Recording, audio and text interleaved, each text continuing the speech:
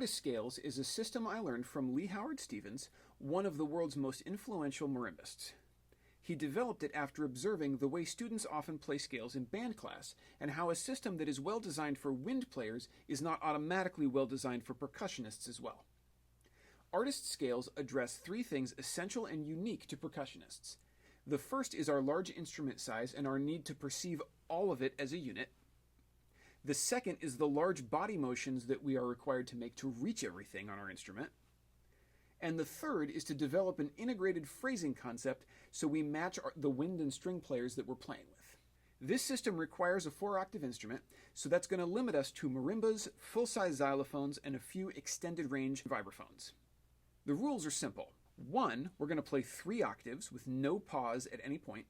2, you cannot take a step while you're playing, so you need to take a wide stance and lean side to side. 3, we're going to alternate left, right the entire time, so that the bottom note is on our left hand and the top note is on our right hand. This is going to cause our hands to move in sort of a windshield wiper pattern, where one hand will be crossing our center when we're at the extreme ranges. And the fourth rule is that we're going to crescendo as we go up the instrument, and we're going to diminuendo as we come down in one smooth phrase from beginning to end. Most instruments, brass, woodwind, strings, naturally do this on their own, just by the nature of how they're designed.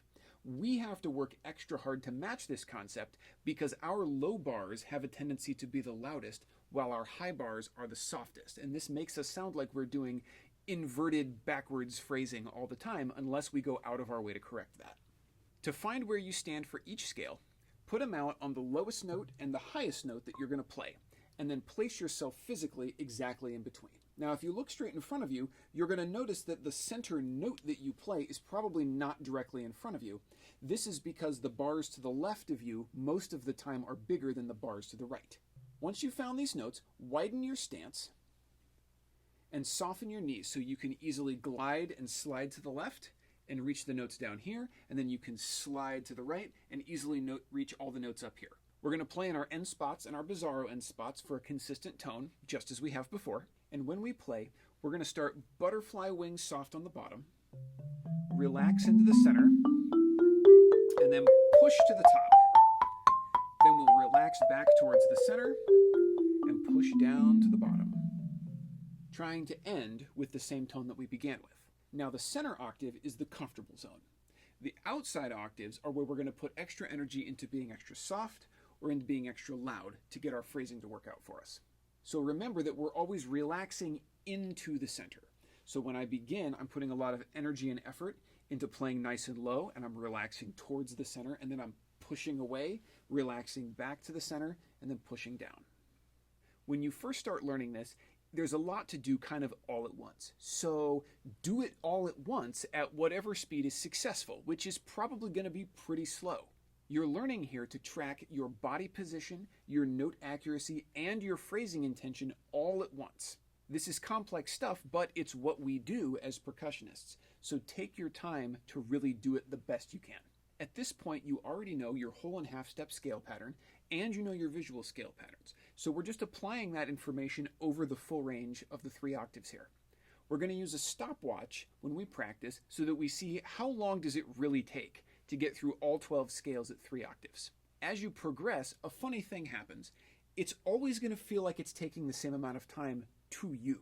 Your experience as a player doesn't really feel different. That's what the stopwatch is there for.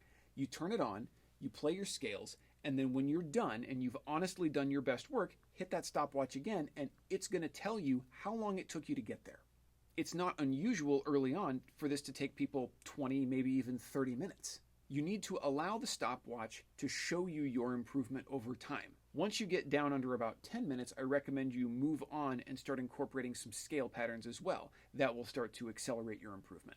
The end goal is 3 minutes to prove that you have an integrated concept of all of these things all at once, and your method and approach is totally solid and all your skills are interconnected. It's actually not unusual for people to end up almost twice as fast as that eventually. Although we're on a stopwatch and we are going for a set time, it's important to remember this is not a race. This is a procedure. So your goal is to successfully do the procedure and trust that every time you do it right, it gets a little easier to successfully do that procedure the next time, and that's what's going to bring your time down. If you have a sense of rushing or trying to beat the clock, you're probably just going to make a bunch of mistakes, and it's going to take longer. The stopwatch is actually there to take that responsibility of timekeeping away from you so you can fully commit to your process and to listening to your tone. Experience the scales and the listening and the process with honesty, and you're going to get an honest answer from your stopwatch of exactly how well you're doing right now. This isn't only about scales, it's also about building a mental framework for your preparation. We're going to apply these skills in many different ways in many different areas of percussion once we're done. This just happens to be a really concise and excellent place to really do focused work on this concept. In time, the skills you build here are going to make you a better reader and a more efficient learner at every stage in your process. Take the time and really do it right.